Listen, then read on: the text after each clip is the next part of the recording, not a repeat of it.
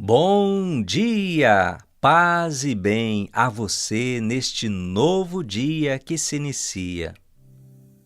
O Senhor esteja convosco. Proclamação do Evangelho de Jesus Cristo, segundo Mateus. Depois da multiplicação dos pães, Jesus mandou que os discípulos entrassem na barca e seguissem à sua frente, para o outro lado do mar, enquanto ele despedia as multidões. Depois de despedi-las, Jesus subiu ao monte para orar a sós. A noite chegou e Jesus continuava ali sozinho. A barca, porém, já longe da terra, era agitada pelas ondas, pois o vento era contrário. Pelas 3 horas da manhã, Jesus veio até os discípulos andando sobre o mar. Quando os discípulos o avistaram andando sobre o mar, ficaram apavorados e disseram: "É um fantasma!" e gritaram de medo. Jesus, porém, logo lhes disse: "Coragem, sou eu, não tenhais medo." Então Pedro lhe disse: "Senhor, se és tu, manda-me ir ao teu encontro, caminhando sobre a água." E Jesus respondeu: "Vem." Pedro desceu da barca e começou a andar sobre a água, em direção a Jesus. Mas, quando sentiu o vento, ficou com medo e, começando a afundar, gritou: "Senhor, salva-me!" Jesus logo estendeu a mão, segurou Pedro e lhe disse: "Homem fraco na fé, por que duvidaste?" Assim que subiram no barco, o vento se acalmou. Os que estavam no barco prostraram-se diante dele, dizendo: "Verdadeiramente, tu és o Filho de Deus." Palavra da salvação. As palavras. Ave Maria, cheia de graça, o Senhor é convosco. Bendita sois vós entre as mulheres, e bendito é o fruto do vosso ventre, Jesus. Santa Maria, Mãe de Deus, rogai por nós, pecadores, agora e na hora de nossa morte. Nossa Senhora da Paz. Meus queridos irmãos, minhas queridas irmãs, celebrando este 19º domingo do tempo comum, a liturgia da palavra nos traz esse contraste da calmaria, da bonança e a agitação, a tempestade, o vento impetuoso. A começar da primeira leitura do livro dos Reis, que nos relata a experiência de Elias, que vive essa experiência de Deus que passa, e ele então pode contemplar a Deus. É dito a palavra do Senhor ao profeta Elias: vai para o monte, era o monte Horebe, porque o Senhor vai passar. E Elias então chega lá nesse monte, entra numa gruta, e ali ele fica esperando esta passagem, esta manifestação de Deus. E aí o autor vai dizer: antes, porém, que o Senhor passasse, primeiro, vem um vento impetuoso e forte, mas o Senhor não estava no vento. Depois, veio um terremoto, mas o Senhor não estava no terremoto. Depois veio fogo, mas o Senhor não estava no fogo. Depois disso, ouviu-se um murmúrio, como uma brisa leve. E aí, nesse instante, Elias cobriu o rosto com um manto, porque nesse momento o Senhor passou. Vejam, meus irmãos, a experiência de Deus, às vezes nós criamos expectativas, principalmente nos baseando na experiência de Deus na vida das outras pessoas. Então, Elias estava ali dentro da gruta, aí ele viu o terremoto, agora é Deus. O fogo, agora é Deus que chegou. Um trovão, um raio, o céu está caindo, desabando, é Deus. Por quê? Porque ele se baseou, por exemplo, nas experiências de Moisés, a sarça ardente, o Monte Sinai, cheio de raio, aquela coisa toda. Mas a experiência de Elias foi diferente. Deus se manifestou no quase silêncio, o murmúrio de uma brisa leve. Se ele não calasse, se ele não prestasse atenção, ele nem ia, Deus ia passar e ele ia ficar lá esperando até hoje. E muitas vezes é assim na nossa vida. Às vezes você está querendo encontrar Deus no barulho, na agitação, na gritaria, no não sei o quê. E às vezes Deus está ali, só que você não está ouvindo, porque você tem que silenciar, você tem que calar. Muitas vezes a nossa experiência de Deus vai ser no murmúrio de uma brisa leve. Só que muitas vezes com tanta agitação exterior, interior, a gente não consegue ouvir a Deus. Por isso pedir a Deus essa graça. O evangelho de hoje também traz essa dinâmica. Veja,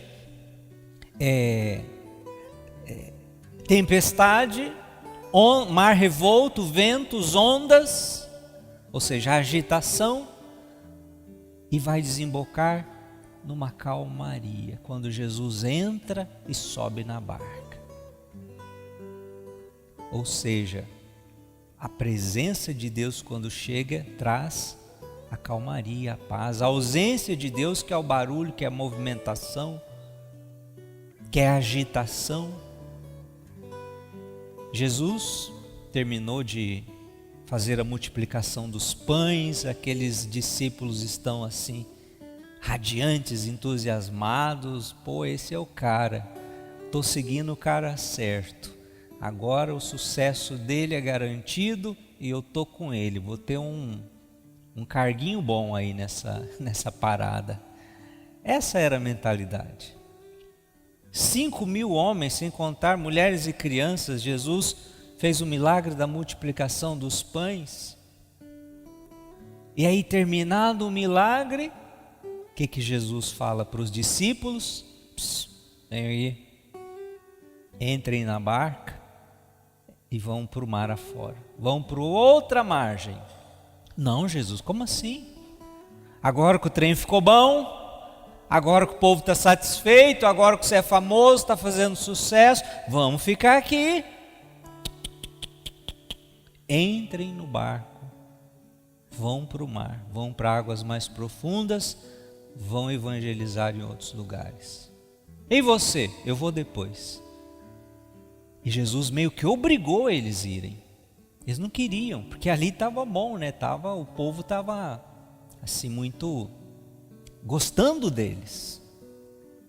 E essa coisa do povo muitas vezes cega as pessoas, né? Encanta, as pessoas ficam iludibriadas com isso. Mas eles foram. E aí Jesus chega para o povo e também dá outra cortada. Comeram os pães, beleza, joia, agora todo mundo vai para casa, acabou a festa. Não, vamos ficar, não, vão embora. Jesus foi assim, bem assim, firme com o povo. enquanto Jesus despediu as multidões. Depois de despedi-los, aí ele subiu o monte para orar, para ficar a sós com o Pai. E lá Jesus foi ficando, foi rezando, e foi chegando a noite, foi chegando a madrugada, e os discípulos em alto mar, e Jesus no monte rezando. De repente os discípulos em alto mar, o vento forte, o mar revolto, e os discípulos começam a temer pela própria vida. É nesse instante, por volta das 3 da madrugada, que Jesus vem ao encontro deles, caminhando sobre as águas. E aí vocês imaginam a cena, né? Aquele bando de homem medroso gritando: assombração, fantasma, perna para quem te quer. Ficaram com medo. Jesus, calma, ei, sou eu. Não temais. Isso aqui, meus irmãos, está querendo dizer num primeiro momento, é claro, Mateus escreve seu evangelho 40, 50 anos depois de que esses fatos tinham acontecido. O que é essa barca na verdade? Isso aqui é a igreja, a barca de Pedro, que está no início da evangelização, está no começo de tudo. E logo de cara, no começo das coisas, as tempestades, as perseguições, as tribulações que a igreja passa. Jesus não está mais com eles, porque Jesus já subiu para o céu. É como esse monte que Jesus está rezando. A igreja que começou a apanhar, começou a ser perseguida, os cristãos começaram a ser mortos. E aí eles viram, vai se acabar, vamos perecer. Mas na hora certa, Jesus vem ao encontro. E nós poderemos dizer a mesma coisa para nós hoje. Que estamos vivendo tempos turbulentos, tempestades, tribulações. A barca de Pedro é ameaçada por todos os lados, pelos ventos contrários. Muitos achando, não, vamos perecer, vai se acabar, esse barco está desnorteado, está sem direção. E Jesus diz, não temais, sou eu, e eu estou com vocês. Que você possa colher também essa palavra de Jesus hoje, para a sua vida de fé. Pedro então, todo querendo desafiar, falou, se és tu, manda que eu vá caminhando sobre as águas em direção a você, Jesus. Jesus falou, vem, e não é que ele foi. Imagina o Pedro descendo até assim, pondo um pé primeiro, outro depois, deixa eu ver se não afunda mesmo. Até que ele começou a caminhar sobre as águas. Mas, olhando na direção de Jesus, estava indo bem, estava quase chegando.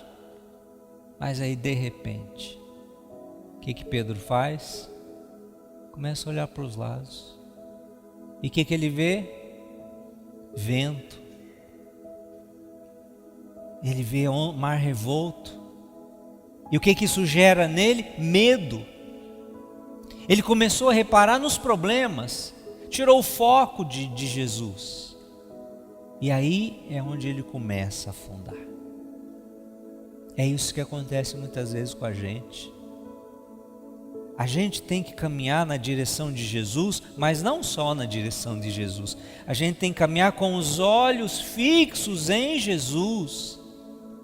Problemas virão, tribulações acontecerão, passaremos por provações, mas em Jesus está a nossa força.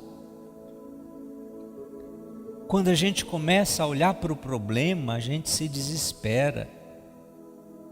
Quando a gente começa a prestar mais atenção nas dificuldades do que naquele que pode nos ajudar a vencer as dificuldades, é aí que a gente começa a afundar, o medo toma conta, a gente vai ficando cego. Mas existe um Jesus. E Pedro se lembrou: Senhor, salva-me. Estendeu as mãos com todas as suas forças na direção do Senhor. E Jesus o segurou e o levantou. Por que duvidaste? Por que duvidaste, homem fraco na fé? Quando Jesus entra naquele barco, o mar se acalma, o vento cessa. E é disso que nós precisamos, de confiar, meus irmãos, de confiar que quando for preciso, o Senhor intervirá. Ele está no comando. Aparentemente, às vezes podemos pensar, será que Deus está dormindo? Será que Jesus esqueceu de nós? Não. Mas tudo tem o seu tempo e tudo tem a sua hora. E o que nós precisamos é manter a nossa visão, o nosso foco em Jesus, mesmo em meio às dificuldades e tribulações. E quando a gente afundar, porque às vezes a gente fraqueja, clamar, não ter vergonha. O nome disso é oração. Buscar Jesus na oração. Senhor, salva-me. Quando Jesus entra na barca e eles veem tudo aquilo, já tinham visto o milagre da multiplicação. E agora vem Jesus andando sobre as águas. E depois que Jesus entra no barco, a tempestade cessa. O vento se acalma. É Deus, é Deus, é Deus que está nesse homem. E eles se prostram diante dele, dizendo: verdadeiramente, tu és o Filho de Deus. Aqui está a fé. É disso que nós precisamos. Esta palavra é para mim e para você, neste domingo do Senhor, que mesmo em meio às circunstâncias adversas, você deve manter a sua fé, a sua perseverança no Senhor. E meus irmãos, não poderia ser diferente neste dia que comemoramos o Dia dos Pais. Trago aqui, quero partilhar com os pais que estão aqui, com os pais que vão ouvir essa mensagem também, uma pequena reflexão para nos ajudar a refletir sobre a valorização, dos nossos pais. Talvez você já tenha ouvido esta história, mas de todo jeito ela é propícia para o dia de hoje. Certa tarde, estava o pai e o filho no pátio de casa, sentados em um banco embaixo de uma árvore. O filho lia concentrado o seu jornal, enquanto o pai contemplava a natureza. Já era um senhor idoso. De repente um pequeno pássaro pousou ali no quintal, à frente deles. O pai olhou atento e perguntou: "O que é aquilo?" O filho parou de ler o jornal, olhou para o pássaro e respondeu: "É um pardal." E o pai, continuando a olhar o pequeno pássaro, daqui a pouquinho perguntou de novo: "O que é aquilo?" O filho novamente respondeu: "Pai, acabei de te falar, é um pardal." Quando o filho sacudiu o jornal para virar a página, o pássaro se assustou, voou para os galhos da árvore. Minutos depois, o pássaro voltou, pousou no chão. E o pai de novo perguntou: "Filho, o que é aquilo?" E o filho, já inquieto, respondeu, já meio grosso: "É um pardal, já disse várias vezes, pai, é um pardal." O pai continuou a olhar o pequeno pássaro e daqui a pouco perguntou de novo: "O que é aquilo?" O filho perdeu a paciência. Aos berros começou a dizer para o pai: "Por que o senhor está fazendo isso comigo? Atrapalhando minha leitura, meu jornal? O senhor é desagradável, pai. Por quê? Já te disse várias vezes. É um pardal, que saco." Nisso, o pai se levantou e o filho, nervoso, perguntou: "Onde o senhor está indo?" O pai entrou em casa, Logo depois ele voltou com um caderno velho, um tipo de uma agenda nas mãos. Folheou, procurou ali uma determinada página, entregou ao filho e o filho começou a ler o que estava escrito lá. O pai disse para ele: leia em voz alta. O filho começou a ler a agenda aberta pelo pai naquela página. E estava escrito assim: hoje, meu filho caçula, que há poucos dias fez 3 anos de idade, estava comigo no parque, quando um pássaro pousou à nossa frente. Meu filho me perguntou 21 vezes o que era aquilo, e eu lhe respondi 21 vezes, com todo o carinho, que era um pardal. Cada vez que ele me perguntava, eu respondia com alegria. Eu abraçava meu filho, eu me sentia tão feliz em perceber a curiosidade dele, a inocência, e eu desejava que o meu filho se tornasse uma pessoa boa, porque inteligente ele já era. Foi nesse instante que a ficha caiu. Enfim, aquele filho largou o seu jornal e abraçou o seu velho pai, derramando lágrimas.